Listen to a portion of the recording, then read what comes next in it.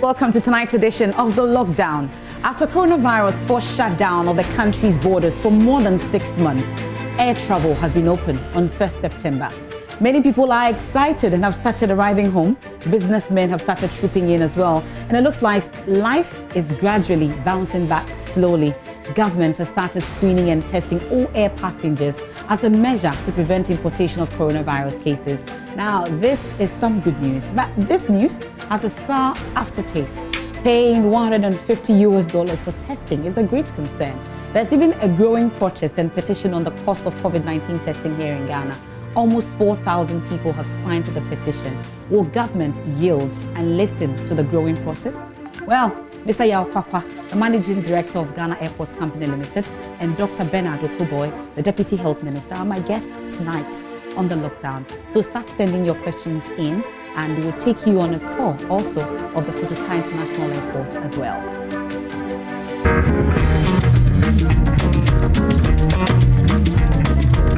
As the president said, every passenger who lands at KIA will have to be tested.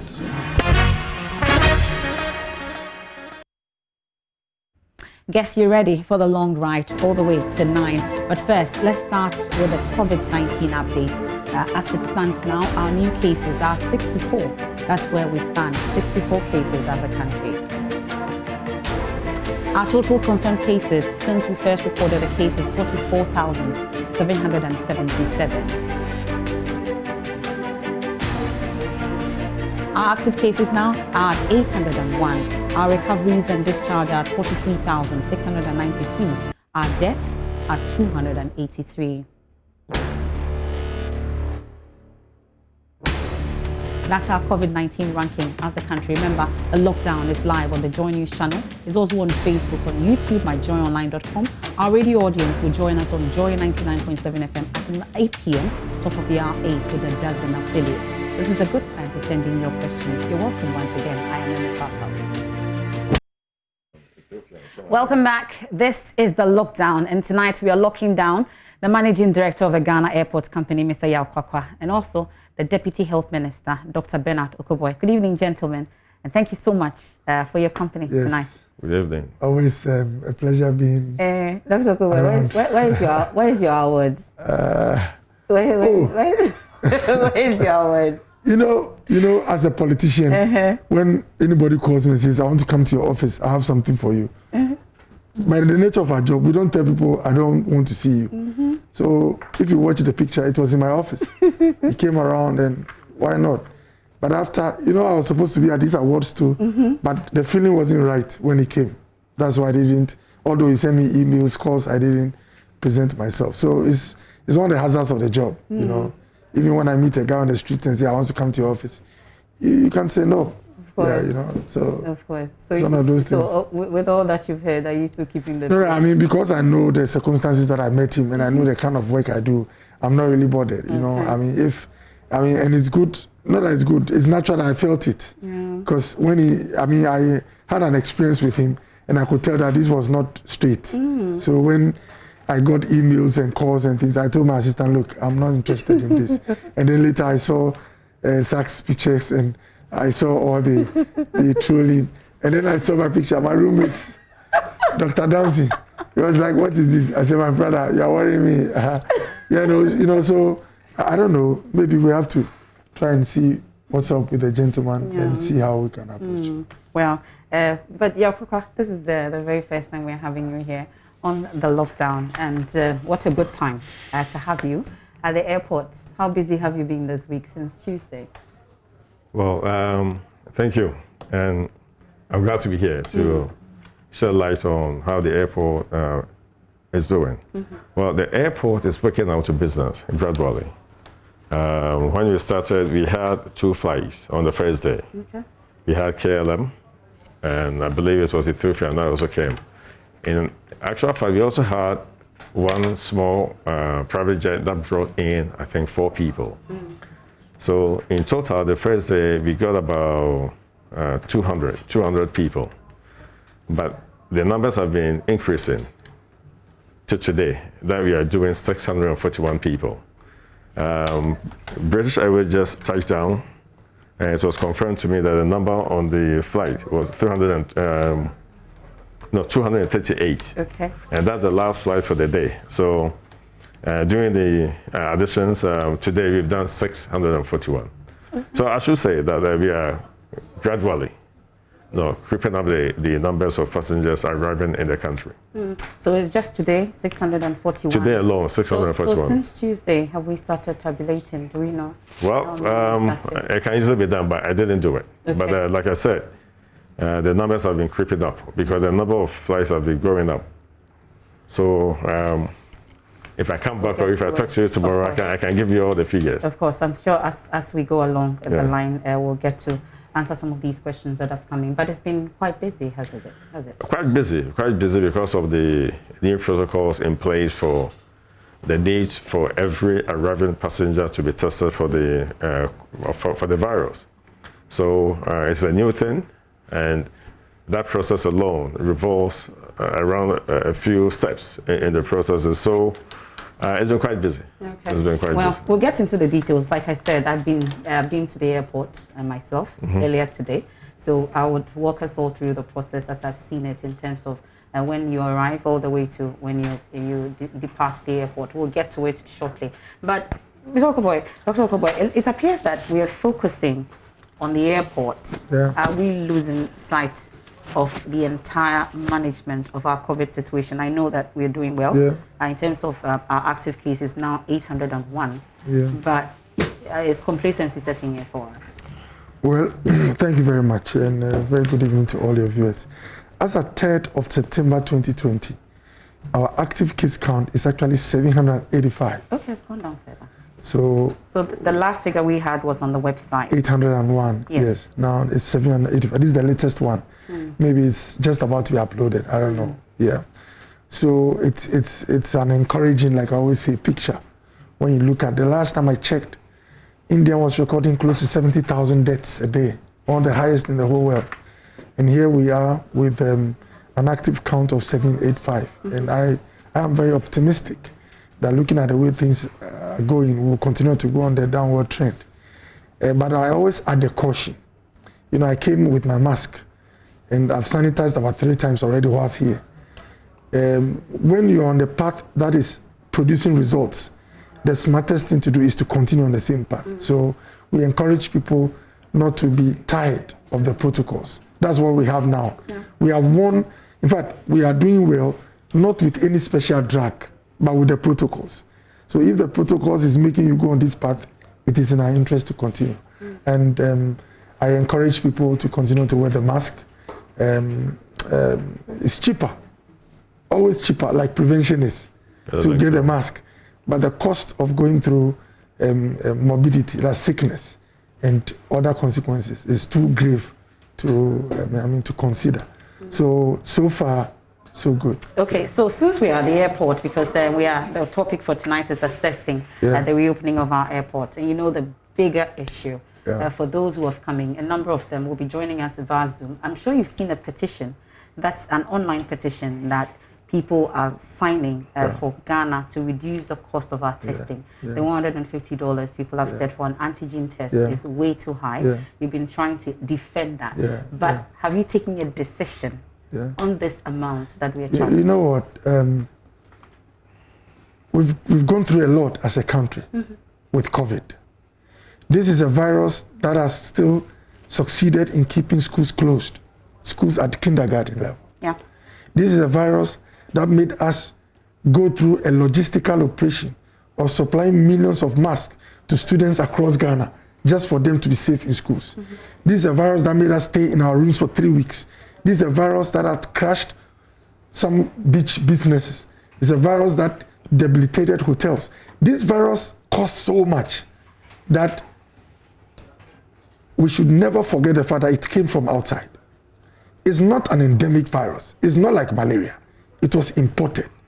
Now, if that is where we had the problem from, by the interventions of the state, our own cooperation and protocols, grace of God, we've come this far.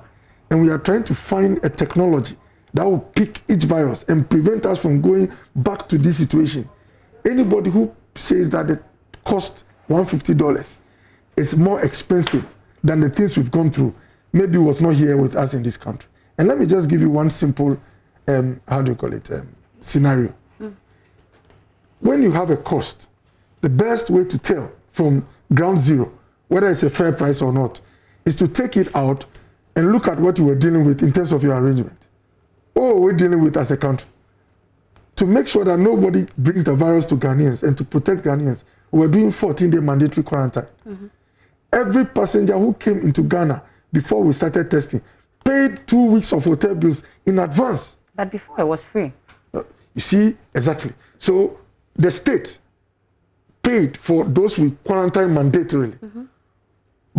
And all was to protect Ghanaians. Then at a point we closed and stopped anyone from coming. And then there were special petitions and requests that people said, we want to come to Ghana, even if we have to stay quarantined for 2 weeks. They told them, you have to pay. They said, we are ready to pay. And so this is a request that came from those who wanted to come here. Once we are safe as a population, the president or the government has a problem. Our key policy or requirement is that there must be a safe reopening. And then we moved to the stage where people said, we'll come, but we'll pay our quarantine bills.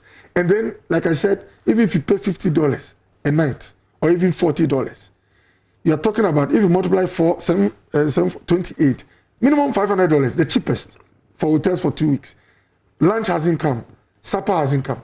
So all those who came in their hundreds and thousands paid this amount.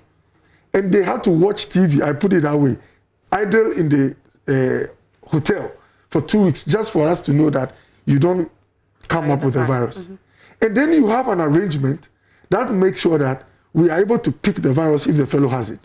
And like I always tell people, most comments that came in the beginning initially, assuming we're doing RDTs. And RDT is synonymous to an antibody test. It's ready in 2 minutes. It's a kit. I have some in my car, maybe in the next, when we go and bring it. So you just drop a blood sample and it says positive or negative. But what does an RDT do? It tells you the presence of soldiers that fight the virus, that's antibodies. But what is the value? If you are trying to stop people from coming into Ghana with the virus, if you do an antibody test, the value is almost zero. Why am I saying so? If someone is positive with antibodies, it means they had a virus about 3 weeks ago. It takes minimum 2 to 3 weeks to develop antibodies in your blood. Now, if the fellow had a virus 3 weeks ago, what is the value in picking antibodies? So we had to settle on a test that identifies the virus itself and not an antibody. And a PCR is a form of antigen test because it goes to identify the virus. Because PCR takes minimum 2 hours to give you results, that's the most advanced PCR. We had to look for another technology that can be very accurate like the PCR and be quick in giving results. And then we have this solution from a provider in South Korea. Remember SARS, MERS, H1N1, all of them originated from the Asian region. So some of these countries have developed technology that can pick a virus presence in a quick time. So we had this technology, which we benchmarked. So in fact, it was conducted by FDA. It was benchmarked with the PCR testing we have in Ghana. And it was found out that they were neck to neck, meaning when the PCR picks 100 samples as positive, this technology picks the 100. And when it picks 100 as negative, this technology picks 100 as negative. So the solution provider said, look, I have a machine as efficient as a PCR, and I'm giving you results in 12 minutes. I'm charging you $158. Who is the solution provider? I mean, it cannot be secret. If there's a contract, they have technical terms. It's a concessionaire or something. So all these are documents that you can have access to. But you should know the solution provider. As a health manager, I want a system that I can vouch for, that can catch any virus that tries to enter the Ghanaian population. And I went through rigorous mechanisms to satisfy myself and report back to But are you not the worried? president. Are you not worried about your indigents and the concerns they're raising about this? Because I have a list of testing at the various airports. For instance, Heathrow is doing the PCR and it's $200. Benin is doing the PCR, it's $165. So if you say that what you're doing here is almost like the PCR, why are we charging this amount? Because Kotoka is charging antigen $150. Others are doing antigens at India, Goa Airport, Malaysia, Kuala Lumpur International Airport, 28. I like that. That's it. And they're doing antigen as well. So how different is this antigen from the one that we're doing? So information dissemination is important. And I like to take the opportunity to do some education. I'm happy that on your list, you have an antigen test. One costs $28. You have PCR test. This range. And look at the PCR test range. This one is $28. Another PCR is $130. Another is $200. Even with PCR, you see. So I will give some small information. One, there are different kinds of antigen tests. A test is called antigen or named antigen once it attempts to identify the virus. But each antigen test has its technology. A PCR is using extraction of the nucleic acid, that's the material, and amplifies it. So they call it nucleic acid amplification test. What we have at the airport is a fluorescent amino acid technology. Now, what does it do? It identifies a unit in the COVID virus, unique only to COVID, such that when it has a material in the machine, a reagent, that binds to that unit in the virus, immediately a compound is formed. It tells you that COVID is around. The technology this antigen test is using is different from other antigen tests. So each antigen test, based on this technology, comes with a different level of sensitivity. Sensitivity meaning that how many, what's the reliability? Let me put it that way. Now, so even among rapid tests, which I talked about in the beginning, antibody tests, there are some that cost $1. Some cost $4. Some cost $20. What's the difference? It's because each has a different sensitivity level. And when we tested them in Ghana here at FDA, some were 6% sensitive. Out of 100 COVID cases. What's the sensitivity of the one that we're using here? This is 99 to 100%. 99 to 100%. In fact, it was neck to neck with the PCR. Now, this is the catch with this test. In Heathrow, the PCR results, you have to wait minimum 12 to 24 hours. So usually you go to a hotel, pay your hotel bills, and get the results the next day. In Rwanda, you pay $75 for a PCR test, but you are bussed straight to hotels in Kigali. You pay 1 night or 2 nights and wait for your results. When you go to India, you have to wait for results. China is about 6 hours. Now, Nigeria is doing PCR for $130, but you sleep in the hotel and wait for your results. What am I trying to say? We had an option to decide whether to continue with this tradition of taking people to hotels, to go and spend money on hotel bills and then watch TV and wait for results. But we had the other option of having a technology that gives you results in 12 minutes. And when we did all the analysis, and by the way, Kwakwa is here. When we went into negotiations for the price, I was the most vociferous against anything above $100. Where did it start from? I mean, the solution provider said it's $158 for one. And I remember Mr. Kwakwa letting him know that in aviation practice, you're able to just remove $8 from it. So this is what is happening. You are Ghana. The Akufo-Addo government was interested in 2 key things. 1, accuracy. 2, speed. The gentleman, the solution provider, gave you the 2 and said, "This is my price." When we pushed, and it came to the point where it was like either you take it or leave it, the next natural thing to do is to look at the alternative I had. The alternative was costly. I'm talking about hotel bills. I'm talking about tests that are not as reliable. And I'm talking about sending samples to our PCR installations for people to wait. So at the end of the day, we were like, well, I mean, you were not in normal times. And when we were doing mandatory quarantine as a state, Ghana did 2 tests, if you remember. Some were negative the first time. The second one, they were positive. Each test cost the state an average of $75 to $80. We did 2 for free for over 1,000. The point I want to make is that we as a state spent over close to $200 on each person just to make sure that Ghanaians are not exposed to the virus. If we could do that, the traveler who says, I want to come because I have business which is worth it, we believe that should not be overly, upset that we are putting such a measure that will protect us. And let me mention this. 5 individuals who had negative PCR tests from their countries of origin were picked as being positive at our airport since Friday. Since Tuesday? Yes. Okay. So we have 5. We had 1 on Friday, 2 on Saturday, 2 today, 5 cases. Now, also there's been a third one today. Yeah, There's been a yes. third one today, so we Yes. have 8 cases. No, so we No, have no, 6. 6. Six cases. Exactly. Okay. Now, all our troubles in Ghana started with just about 4 or 5 cases. So, really, those who are talking about $150, if we had gone for a compromised technology, and these guys with negative PCR test had slipped in, all you need is one gentleman who is positive with a viral load that is huge, visits us in this country, and we are back to the lockdown era. So really, I always say that the alternative is so serious, too grave to contemplate. And when I say the alternative, I mean having one person slip in with a virus. And so remember that we didn't go for this price smiling and all excited. So Noguchi and KCCR, the testing facilities we had in this country, could not come together to provide this service. No, in terms of capacity, why not? Okay. They can do it. So how come we did not? I said you're talking about time. You don't want a situation where you keep people at the airport or bus them to hotels to go and sleep over, wait for 24 hours, 48 hours. Look, if you go and pay $100 on hotels or $150, only to do a test that costs $80. Okay. And then they end up paying more, and even the most. And it's important I mention this. When KLM arrived on the 1st of September, they were supposed to use the previous arrangement, which was 2 weeks quarantine. Guess what? All of them had paid for hotel bills. There were 50 passengers who offered to pay $150 because they had a negative PCR test. And they were told that if you pay this, you might not be able to reclaim your hotel bills. They said, let it go. Time is too expensive to go and spend 2 weeks watching TV. And that's just few cases, but we'll get into the questions. Can I add another dimension to the cost?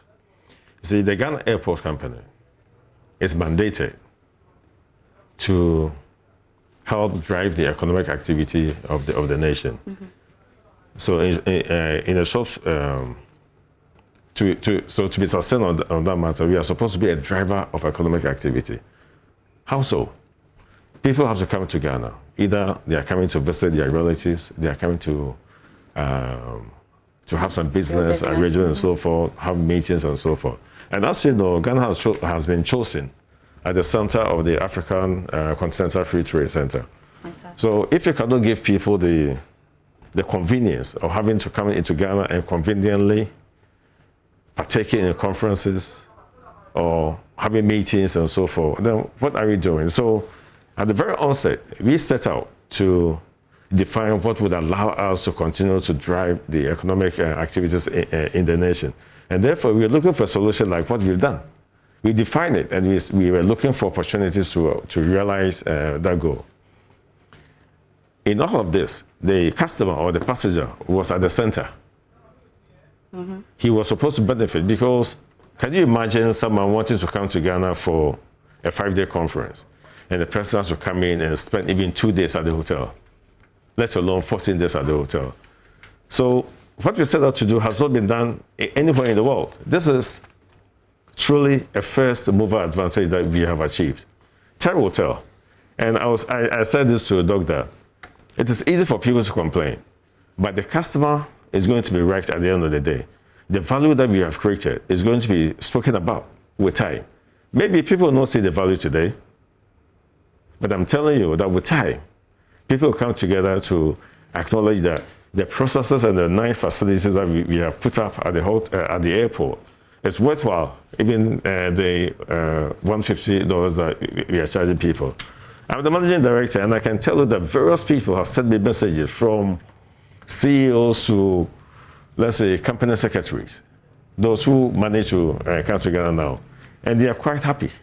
Of course, I'm aware that certain people come in and they complain, but by and large, you do not look at the very few people who may, for lack of a better word, trying to pitch pennies to drive the agenda. We have put in a service that we think is in the best interest of the nation. And like I said, the customer is going to speak at the end of the day to indicate that this is actually very good. Okay, well, they still have issues, so I'm sure there are questions that we'll get into at this point. Maybe we can do the first batch of questions, and then as we go along, we'll get to address all the issues that have come up. So if we're ready, I'm sure we'll go through them. This is a WhatsApp message, and this is from Emily Boache. It says, we want to know the cost of testing an airline ticket, or do you pay separately? Okay. And then we'll stay on WhatsApp. It says, so MFA, we want to know whether in the course of the week there have been any positive cases. Okay.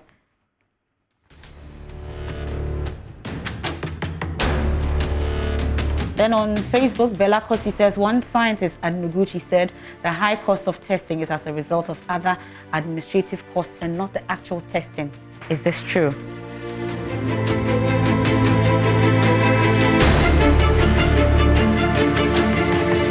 Okay.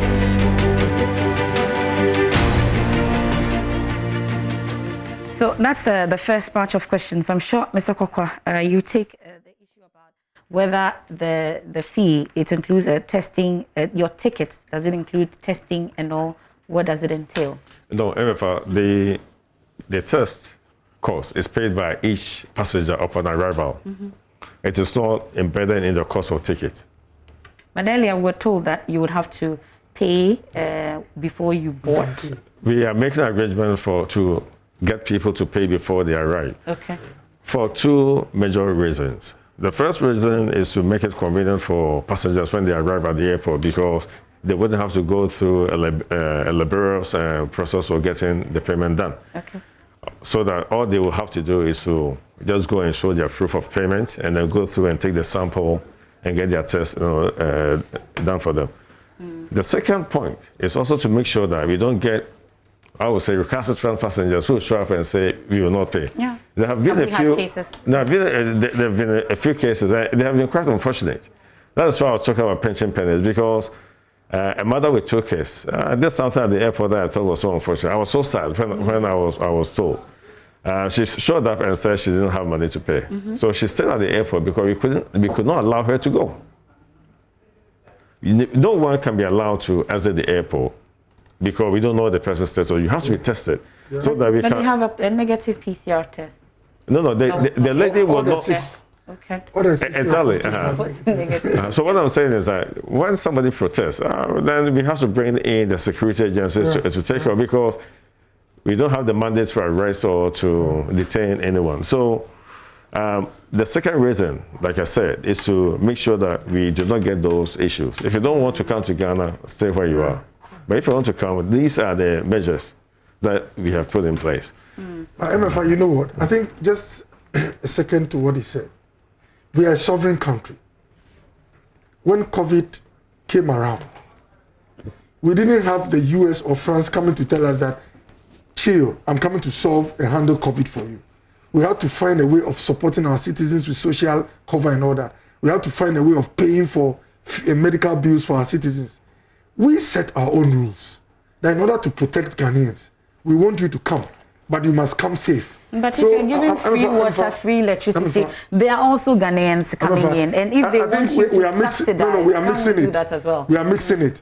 For now, the test of the cost of the test covers all travelers who are coming in. Now, I think it's a different argument to say that, well, okay, let's go with this. But for those holding Ghanaian passports, is there a way we can support or that's the concern? Absolutely. No, but when you have we thought about that? My point is that when you mix all together, then it gets lost, because then you are speaking for, forgive me, the German entrepreneur who is visiting, or the US gentleman who is exploring all at. But you know, we've always been talking about the Ghanaian. No, you don't assume. I think when you have an issue that is whole, you can say that, okay, we finished with this. Now let's talk about a package for the Ghanaian. Okay. Is there a way we can subsidize them? That's a conversation that all others can come on board. But by the way, MFA, we are in times where revenue inflows, not only for Ghana, almost every country in the world has been hit, gone down, because of restrictions of movements and business and all that. Yet at the same time, government must find extra resources to pay for the bills of citizens and support people economically and socially. So this is a typical time where you are spending more when less is coming in. If a government goes through all this, and then our brothers and sisters who are domiciled outside, or maybe are engaged outside, they're stranded. Exactly. No, but remember also that almost all Ghanaians who were either stranded, who are workers or public officials or students or really are proven to be indigent, as in poor, had most of the special flights that came in from Lebanon and all those places were supported by government. In fact, all people who were government officials, teachers, I know staff from Lekma Hospital who came in during the special flights before this arrangement, all of them, their quarantine was paid by government. So this government has done so much to support its own. And we should be careful not to now ask our government more or less to take care of people who are more likely to be in the position to pay. There's something they call PPP. Is it a parity, purchasing in economics, when you're comparing prices in countries? You see, $150 in the US. Purchasing parity, we are told. Exactly. $150 in the US. What it will do in the US, 150 Ghana cedis in some situations might do a similar thing because of the different regimes. The point I'm making is that you here will convert it to cedi and say that, wow, it's so much. But that is someone's lunch in, let's say, how do you call it, in the States. So the point I'm making is that once you are dealing with passengers and individuals who are across borders, and the solution also is not local, some of these things come up in terms of pricing and all that. Let me also say that someone asked whether, in fact, made the claim that the high cost is due to administrative charge. Let me say here bluntly. Not just the test. Let me say bluntly that the $150, in fact, has zero administrative charge. Listen to what I'm saying carefully. Has zero administrative charge.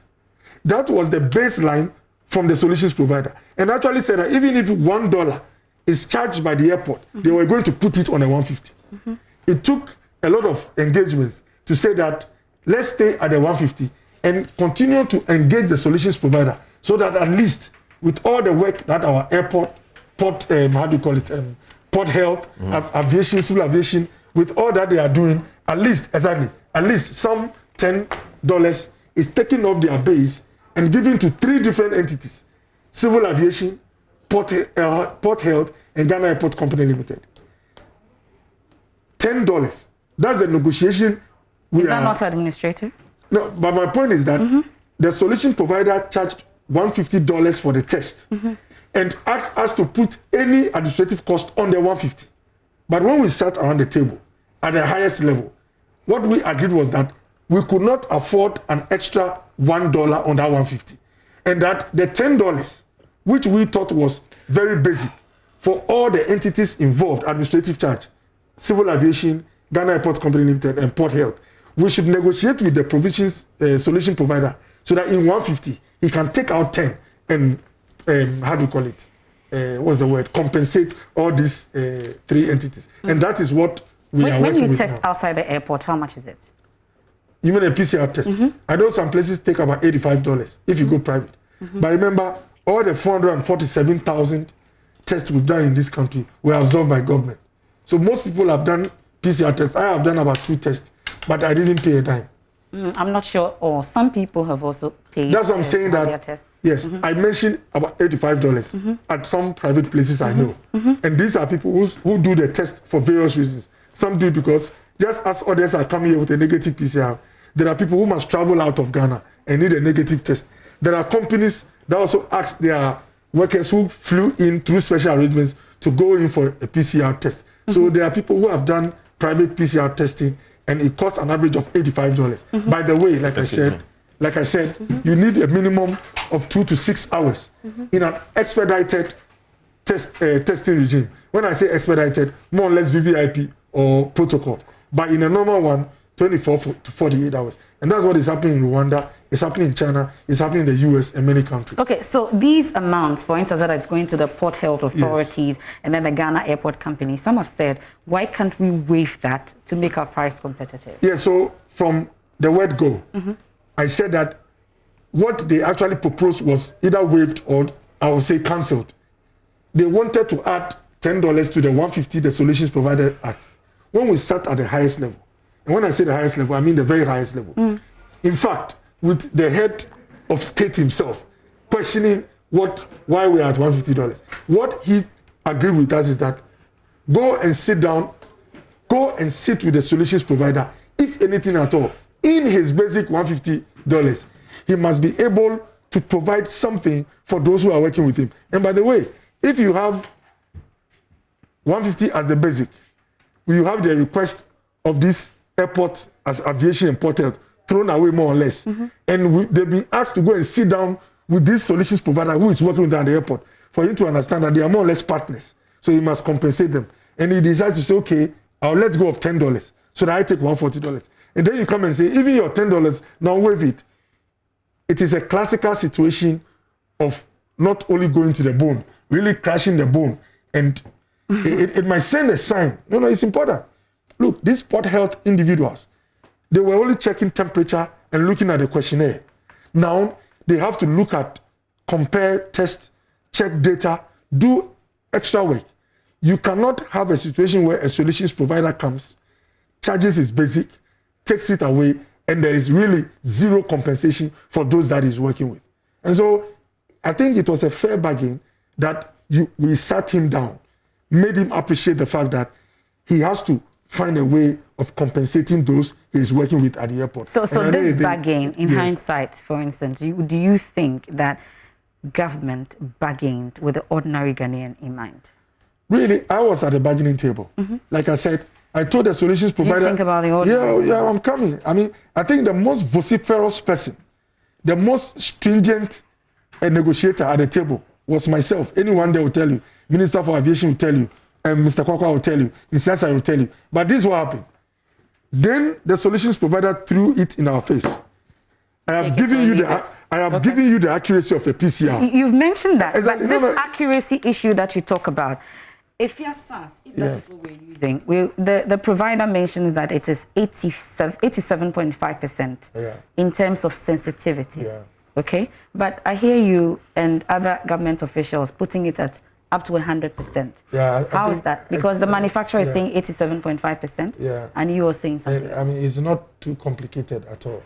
So any kit or machine that does testing, the sensitivity that is quoted is an average of many tests that have been done across different geographical areas and different blocks, Asia, let's say South America, Africa, and all that.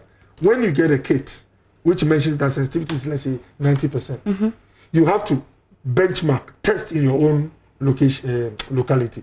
So FDA took this, this kit, this machine, actually benchmarked with our PCR to see whether the 87.5, I mean, I think there were two figures that were, one for sensitivity, the other for specificity. I'm talking about sensitivity. Yes. So really, when they did the benchmarking, it came out that their results were between 99 to 100%. There are occasions where you get a kit that says that sensitivity is 90%. And when you benchmark, that's when you do the real testing, you realize that it's 10% lower than what is quoted. So really, when you see this, when you do your standardization in country, you can have a figure that is more or less. It's like the blood pressure. When they say the average is 120/80, that is average for, let's say, 1 million people. So there are people who have 140/90, there are people who have 150/100 and 100. But what we say is the average is 120/80. It doesn't mean every human being will fall within. Some will go up and others will go down. So why won't we just quote what the manufacturer is putting out instead of... It's never done anyway. Okay. In fact, the scientists are watching. I'm sure if they have concerns or they disagree with you, they will let us know. Unfortunately, I'm not a scientist. Once I'm here, let me... Since it came from Joy Multimedia, like Joy platform, we had a scientist, a biologist who made very sweeping comments. That he did not make sweeping comment, Dr. Oke Boye. So we asked him to compare an antigen test to a PCR. I heard him. We wanted to get education whether it's a PCR or antigen test. I'm not. He made those comments based on comparison of these two. I mean, I've watched the video and all that. I listened to his subsequent interviews with Nsiasari on NITF and other platforms. I remember Nsiasari asked him, "Have you been to the airport? Have you seen the technology?" He said no. He said, "Where did the 30% you mentioned come from?" He said he was making general comments about rapid tests. And I can say on this show that because the antigen, and remember I said PCR is an antigen technology, because antigen technologies usually take long, an hour or so. Anytime anybody hears that a test came up or results came in less than 20 minutes, the traditional thing you think of is an antibody, a rapid test. And rapid tests, like I said, some cost even $2. So those were comments made in reference to rapid test. And I've explained that what we have at the airport is not a rapid test. It is an fluorescent immunoassay technology.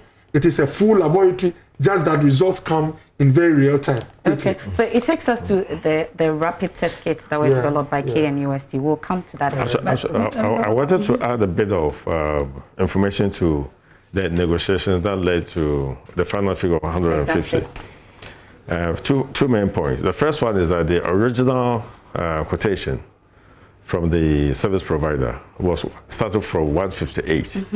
And he gave information to support that the test should cost 158. And then on top of that, then we add anything that we wanted to add. But we didn't have any other providers apart from this particular solution. You see, the second point will clarify this. As I told you, we, the airport company, we have a mandate. We wanted to take advantage of this crisis to separate ourselves from, let's say, the airports in Africa, especially in West Africa, that we are seen as really the number one. You may know that Kotoka International Airport is ranked as the best airport in Africa in our range. If you take airport that gets passengers between 2.5 million and 5 million, we are the best. And we want to occupy this position, and we want to extend that lead. And so in this crisis, what we decided to do is that we wanted to take advantage and separate ourselves. And the way we decided to do it is to put in place a protection mechanism at the airport that would almost be the same when it comes to the processes that our passengers go through to exit at the airport when they arrive. So even though we wanted to protect the nation at the highest level, we still wanted the time to be very close to the time that passengers used to pass through our airport, and also the convenience should be there. You know, we have Terminal 2. The initial idea was to move the testing center to Terminal 2. But to do so, it meant that we had to bus our passengers from T3, Terminal 3, to Terminal 2 for the test, and then bring them back. Number one, we are not doctors, but at least we have read about the science. You want to keep people separate from each other. If you have to bus people, even the queue to board the bus will be an issue. The bus will be an issue. Getting them over there will be an issue. And the queue to board a plane?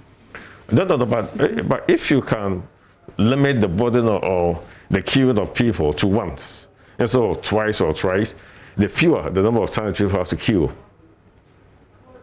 the better. Because the opportunity for someone to get infected goes down. And so we just came out with the mission that we wanted to do something that no one has done in the world, and we've done it. And like I said before, the world is going to judge us. Can you say to Ghanaians that nobody, Ghana Airport, government, nobody is benefiting from this $150 charge? I mean, I sat in a meeting. Like I said, the solutions provider said, I'm taking $158 for a test. That $8 that went, it was not negotiation. Mr. Kwakwa, I remember, said that in aviation industry, they don't charge 151, 152, where you have to give change. It makes things some ways. And that things are rounded to the nearest 10. And that's where the gentleman said, well, if that's an argument he's making, he can go with 150. And then I said anything above 100 would not sit with me. Nobody has a cut in there. Ghana Airport is not benefiting. No. Well, after something small for... You're benefiting. Yes, but there's our traditional fees. Let him finish. Dr. Oke Boye. No, are you talking about official benefits or... The 10. So be specific. How small is something small in terms of the benefit for the Ghana Airport company? Well, even with the $10 out of the 150, they want to take some from us, which is a different subject, but I will not talk about it here. So, yeah, we stand to benefit from the 150. In fact, the fee for each test is $10 to the Ghana Airport and its agencies, as Dr. Oke Boye indicated. But I want to talk about the second point I wanted to talk about when it comes to cost. The infrastructure that you see at the airport was put in place by the solution provider. Okay. And so the test of the cost is Ghana Airport did not do that. No, we did not do it. He did that. So we worked with a solution provider. So when we were talking about weren't others who could have done this? Well, we are talking to different people.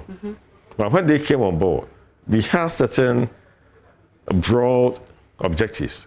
We are looking for someone who can bring in a solution that would allow us to have a very high accuracy of determining whether someone is positive for the virus, so that we will protect the nation, and also someone who could partner us to build a very nice facility like that. Gentleman that we are not. No, we are not talking about gentlemen. No, it's the company. Name of the solution provider. The company is called Frontiers. Frontiers, okay. Healthcare Services Limited. Okay. Well, so on that note, I think it's a good time for us to go to the airport. I was there today.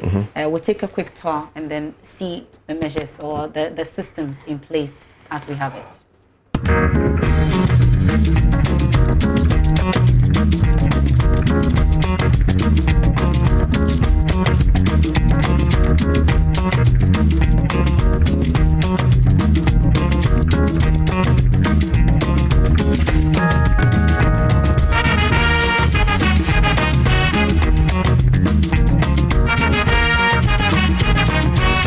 Edition of lockdown from the airport terminal 3, and today we are getting unfettered access through the process. It's exactly a week ago since the president announced the reopening of the Kotoka International Airport. We are here today to witness it firsthand, and thankfully we have our special tour guide with us here tonight. Thank you very much, sir. Welcome, and introduce yourself to us. All right, my name is Eric Prempe, Customer Service Manager, Ghana Airports Company Limited. Okay, so before we begin our tour, what are we to expect? Okay, basically this section of the airport is arrival hall. What we are going to do now is to take you through the arrival process, because as you're aware, there are new protocols now, and as we go through, you see all the new processes that has been introduced as part of ensuring that all passengers facilitation goes through smoothly. So since Tuesday, recount to me how it has been since the introduction of these new protocols. Oh, so far it's been good. It's been more of sensitization, because some of the passengers had no idea about the new measures. So there's been a lot of sensitization. We've done more publicity, and even at the airport we reinforce it through announcement, and also we have customer service officers on the floor to educate passengers about the new protocols. So I would say so far so good. We are still on it, and we hope over the coming weeks maybe things will really normalize, so that passengers can enjoy smooth arrival facilitation. So largely you would say that customers have been complying, and in terms of the numbers, how busy has it been?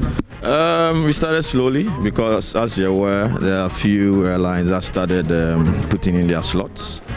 We've started receiving some of the big airlines, and we hope hopefully by next week about 60-70% or 80% of airlines will start to use the airport. So the controversy has been about the charges involved in the testing once they arrive and all. How have you been coping? So far, have passengers been complying with that? So far, I would say we had some few incidents of passengers who were giving us the view that they had no idea about the $150 charge. So what we do is we reinforce it. So it's more education, and also we are working with the airlines to ensure that they communicate to these passengers before they even reach Ghana. So we had some pockets of passengers who were not ready to comply, but with adequate education and also sensitization, I would say majority had complied, and we're still reinforcing the communication to ensure that at least they are aware. Okay. But with change takes time, so we hope that maybe over the coming weeks things will really normalize. So have we had cases where people didn't test at all and they're just integrated into the system because they didn't want to pay? No, as I've been on ground from day one, all passengers that arrive at KIA undergo the mandatory testing. That one. Have you encountered any positive cases? So far, not that I'm aware of, yeah. But I think the health authorities will be the right bodies to really give us this information. Yeah. Okay. So his customer service has been great so far, but wait until he takes us on the tour. Come with me as we go around Terminal 3 on the new protocols that have been put in place right here. Come with me.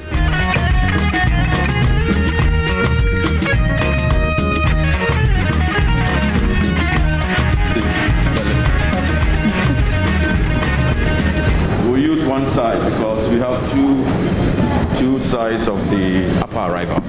We have the left wing and we have the right wing. Okay. So which one are we going We use the right The wing. right wing. Okay.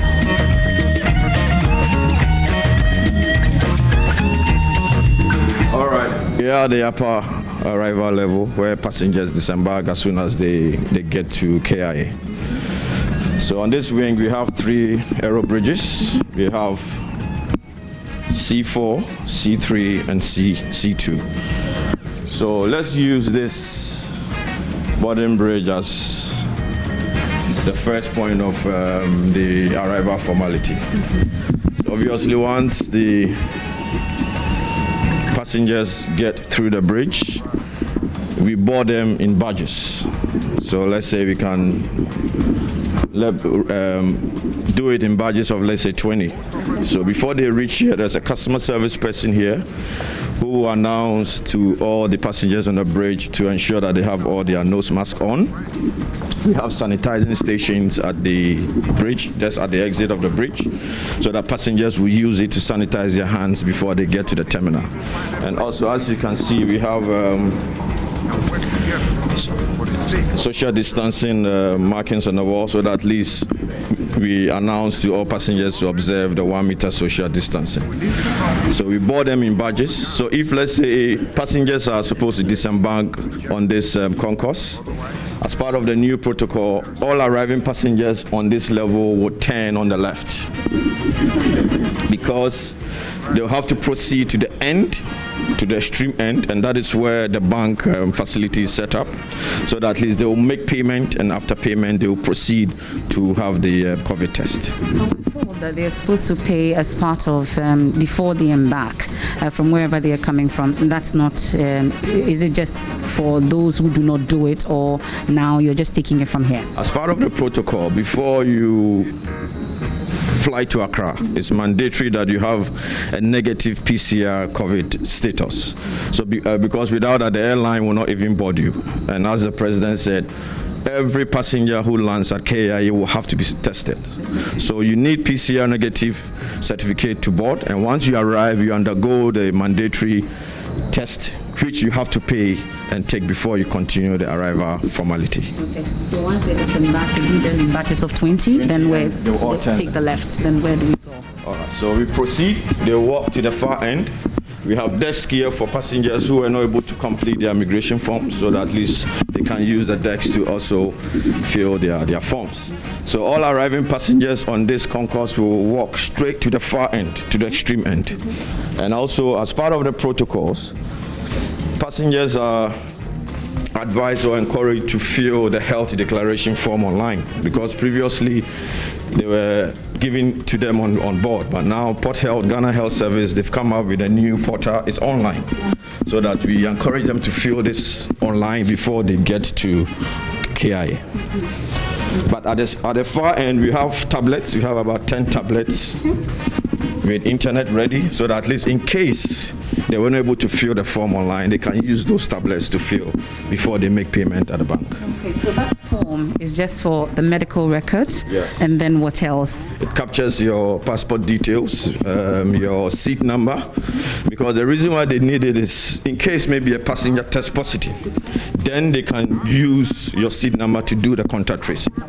Yeah, so we'll go there and we'll go through the portal and you see all the menus. Yeah. That wasn't fixed. No, first, previously it was manual. They just give them the cards on board to fill. How would you say this will help in terms of the contact tracing? How efficient it will be? Yes, because this system is also integrated with your bank payment and also your testing.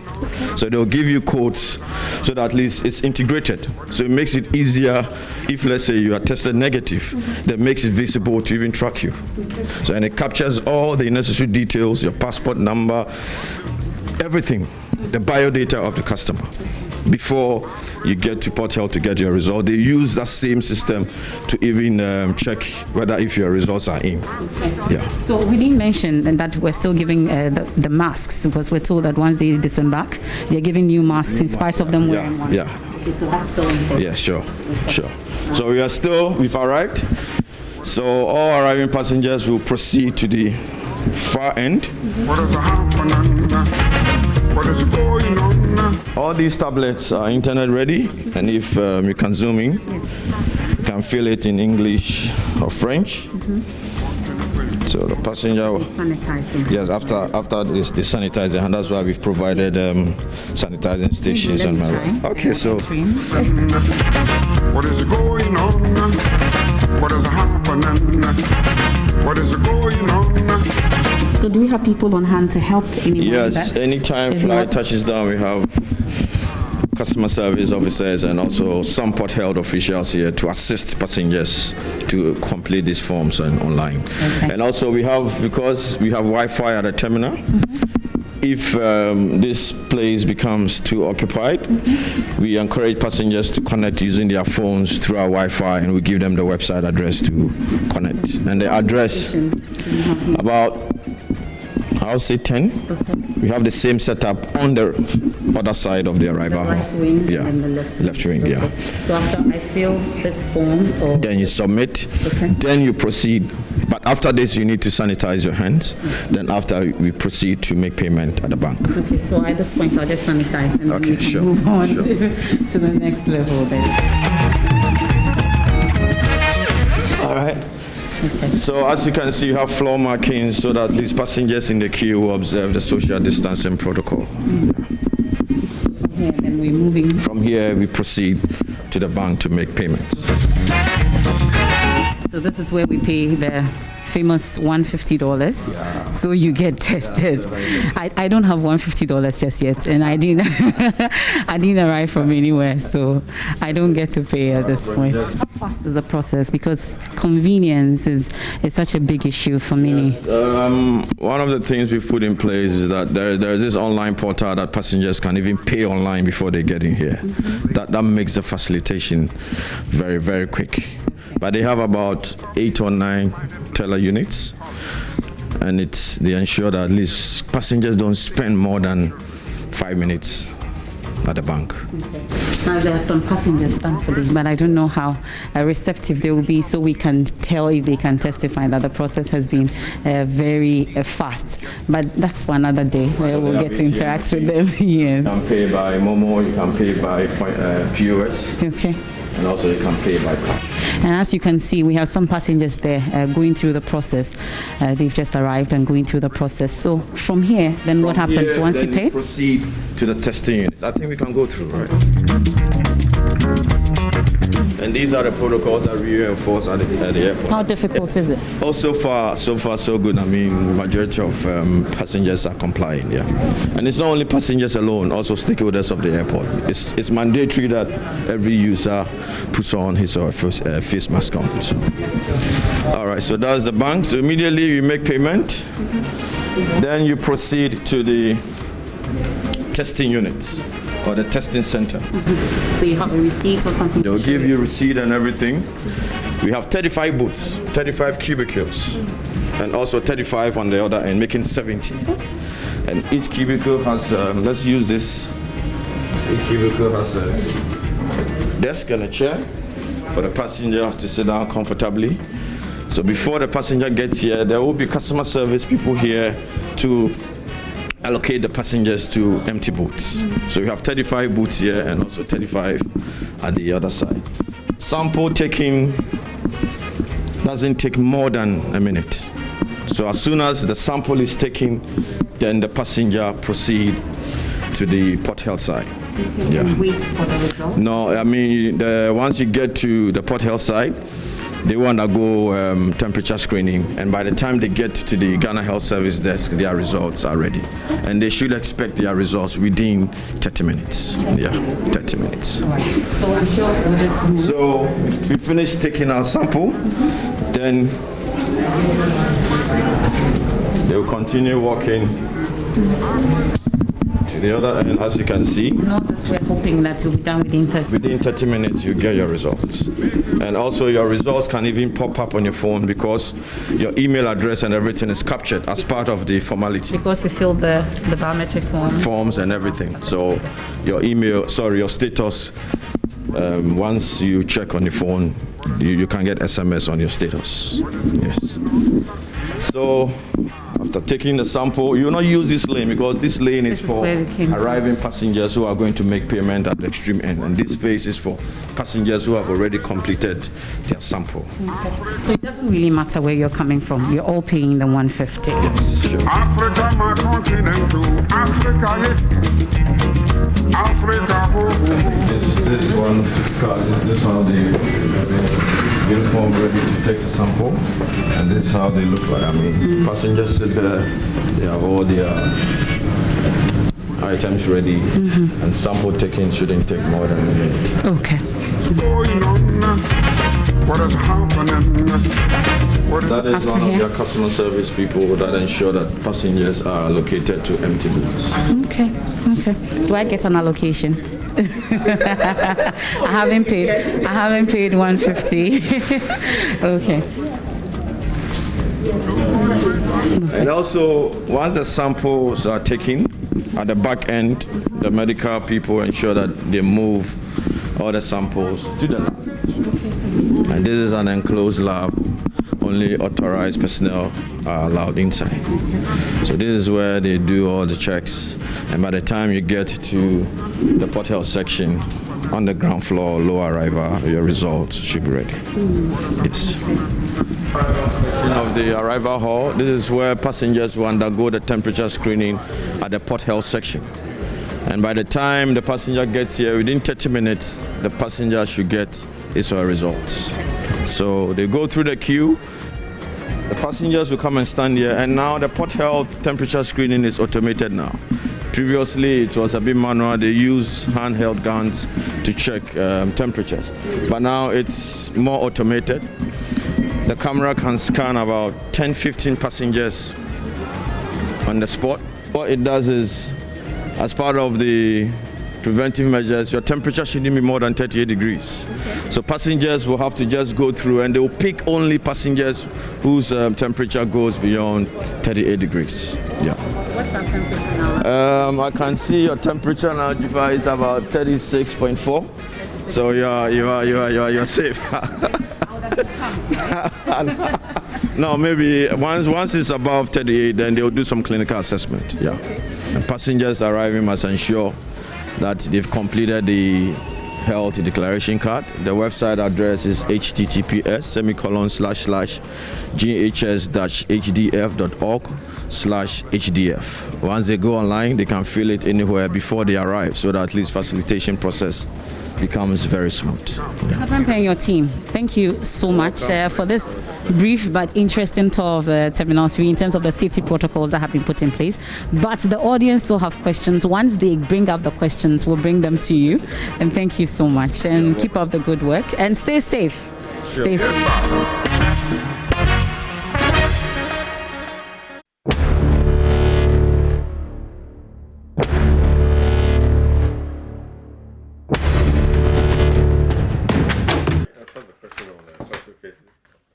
Welcome back. You're still here on the lockdown, and we have just some few minutes to wrap up. We've just taken you to the Kotoka International Airport Terminal 3, but you've seen the process. But let's bring in a passenger. He's just returned from America, and he has some concerns. Let's bring him in via Zoom. You also have concerns, you can join, and then we can take your brief comments on this. Hello, welcome. Yes, I'm here.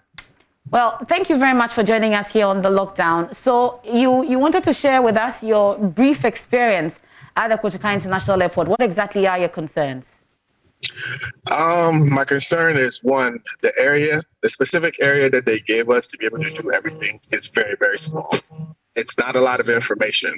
It's not a big area, and there weren't that many of us, but we ended up being stacked so closely together, we did not observe social distancing. One. Two, when we first came off the flight, the information that should have been shared with us was not enough, and it was confusing. First and foremost should have been, hey, we're going to form a queue. At the head of the queue, you're going to first fill out a form. After that, you're going to pay an amount. If you have any questions, ask this person or that person who's wearing this uniform or who has this tag on their shirt, etc. So nobody was really aware as we were at the airport or even on the airplane before we arrived what was going to happen. Once we did land, several of the systems went down. The network went down. The area we were in, we got so close together, literally standing right on top of each other. So again, social distancing out the window. And even after the test, I understand that the gentleman said no more than 30 minutes. The first person after we landed on a 5 a.m. flight did not leave the airport till about 8 o'clock. So again, you have a lot of confused people, a lot of frustrated people in a very small space in a very tight area who are not receiving information and who are receiving information that's very confusing. And people got very frustrated very quickly. Now, this is only also one flight. What happens when you have 4 or 5 flights and you have 200 people or more in the arrival hall and everybody is cramped together with crying children, et cetera, et cetera? What happens then? So something has to change. I mean, the process didn't work for my flight on Friday. I hope it works for somebody else's flight, but a lot needs to change, and it needs to change very, very soon because all the frustration will be on the workers, and it's not entirely their fault. Okay, thank you so much. And that's Edwin, and he's just returned from America, and he's sharing his experience. He has some feedback for you, Mr. Kwakwa. I'm sure this is a situation you... On behalf of the company, I would have to apologize because that's not the process that we have put in place. Personally, I was on the arrival concourse on Tuesday and most days. But of course, the time that he referred to, I wasn't there. So I cannot speak what happened. And when I was there, I saw that the processes that we put in place actually did work because at the end of the passenger boarding bridge, you'll meet a customer service person who will brief them. In fact, on the first day, someone went on board to let them know about the processes because the video that we were supposed to share with the airline was not ready before they came. We couldn't get it to them. So we felt like it was appropriate for someone to go on the flight and take the passenger. We took the onboard PA system and you spoke to everyone before they came out. And it was quite pleasant for everyone. And it appears it didn't happen on Edwin's flight. That is why I'm apologizing. So we'll make sure that it doesn't happen again. And also, the communication package that we put in place is going to obliterate this problem in the sense that we are sharing videos of the processes to all airlines so that it can be played even before they take off and just before they take off so that people will be adequately informed about what they should expect and what they will go through at the airport. So I only have to apologize and I can assure him that it is not going to be, it is not what we put in place at the airport at all. At all. Yeah, but naturally. Interestingly, Edwin didn't say anything about the cost. I'm sure you're okay with it. I'm still with us. Is he still with us? Edwin, do you have a problem with the cost? Are you okay with it? You have to unmute yourself. We can hear you. The cost was not an issue for me because I need to be home. I came home to spend time with my family, so I was going to do whatever it took. But there were several people in the flight that complained about it. And again, this is the issue with the confusing message. We heard, and between each other having a conversation, one thing was going to happen, something else was going to happen. And as the gentleman just said, had we known on the flight before we came off, this is exactly what was going to happen, I think more people would have been prepared. Personally, I have the money. Other people did not, and I felt bad. But again, you have to prepare yourself for whatever's going to happen. I'm sorry they didn't, but I was prepared. And so, again, communication helps. It doesn't kill or prevent the problem from happening, but I think it helps if you know ahead of time what you're coming to deal with. Okay. Thank you so much, Edwin. Enjoy your stay in Ghana. And that's someone who's okay with usually some feedback. When you have an arrangement that involves so many steps, any project manager will tell you it's good to troubleshoot. And the Friday, I think, was one of the first days that we had a flight with a lot of people coming in. Yes. Yeah, right. So the troubleshooting was that period. And I got reports that the following day was smoother than the previous day. And we can only get better in perfecting the system. And then, look, there's a difference between knowledge dissemination or knowledge acquisition and transformational behavior. especially when it is knowledge or information that you are not comfortable with. So there are people that can be told that, look, I'm sure the airlines told all of them that when you get to Ghana, we are going to have this test and this is going to be the cost. Okay. There are people who try and see whether an excuse can let them go around it. And like Mr. Kwakwa said, I heard of a lady who said, I don't have any cash. And they were like, okay, well, we have to wait and see how we can handle it. After about some hours, she paid and then left. So people also test your patience. We heard about an incident also involving Kofi Kapito, for instance. Yes. How was but Kapito is my uncle, so all I'll say is that finally things were ironed out and he happily left for his house. Yeah. Okay, well, interesting. But Mr. Kwakwa, are you able to give us the figures in terms of how many passengers we've been able to get into the country since the reopening? We've talked about 641 for today alone, but we're expecting the BA flight just around? No. A BA flight is part of it. BA brought in about 238 today. Emirates flights whilst I was there. Yeah, Emirates brought in about 312. Okay. Yeah. Okay. So, I mean, they all come together to give us the 641 for today. For today. And then we've had 6 positive cases. 6 positive cases.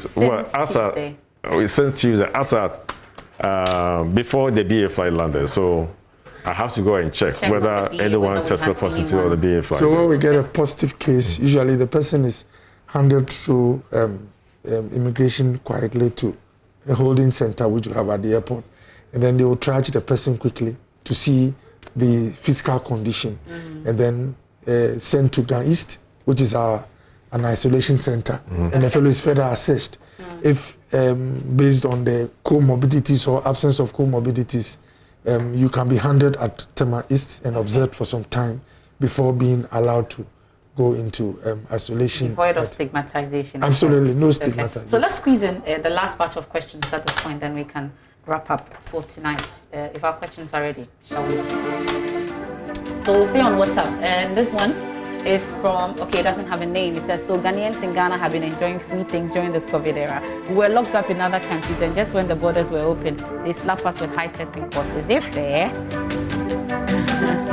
Where is their freedom? So this one says, I work with Kolebu. Please ask our board chairman why frontline workers here have not been paid.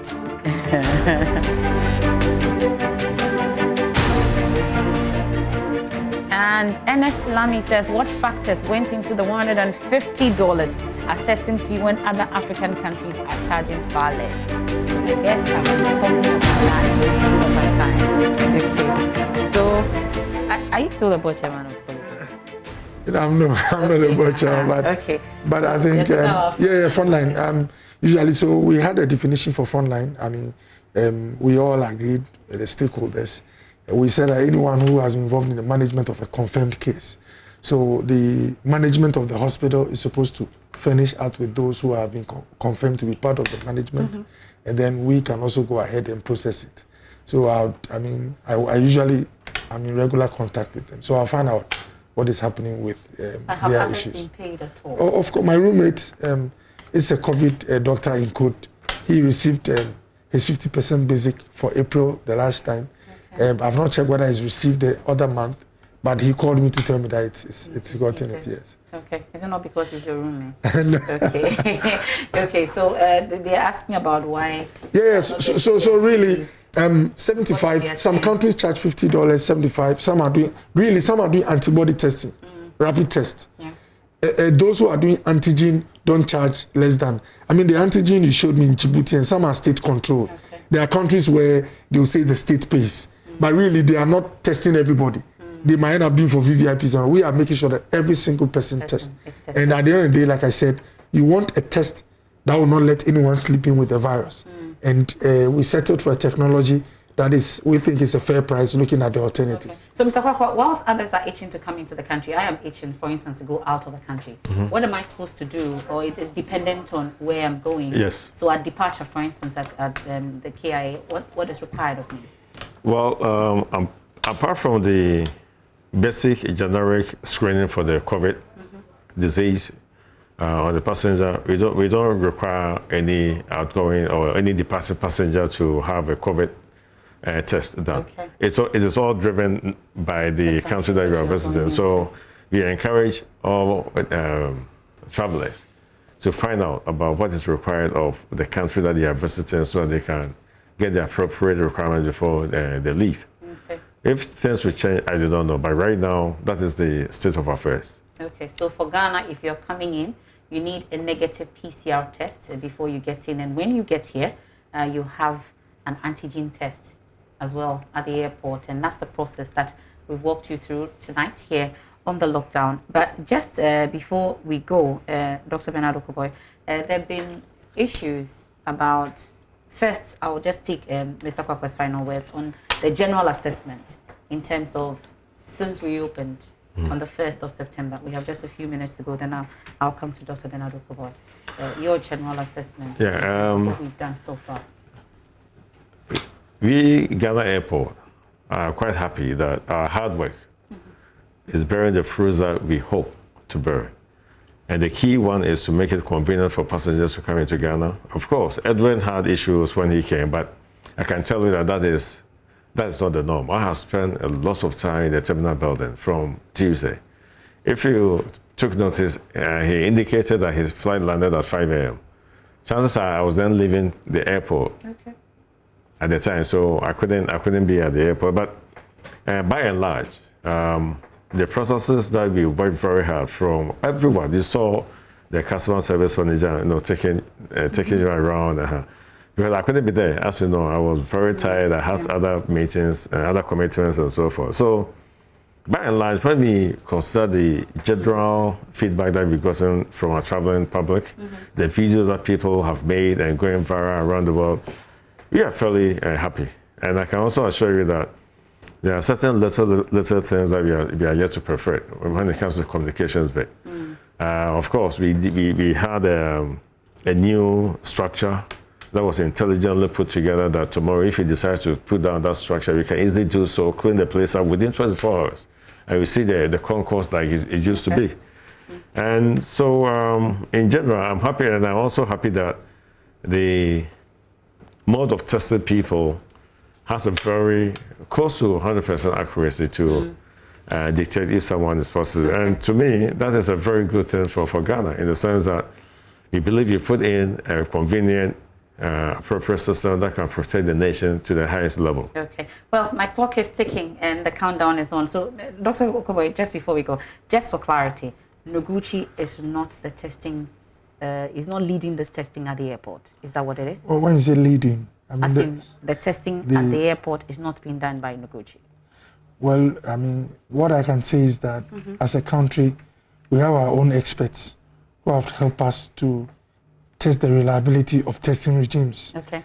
And our you haven't answered the question. No, I mean, it's important. Is Noguchi testing or not? Because I know you've mentioned Frontiers, the other solution providers. So are they the ones testing, or is Noguchi? But the machines we have are not PCR machines.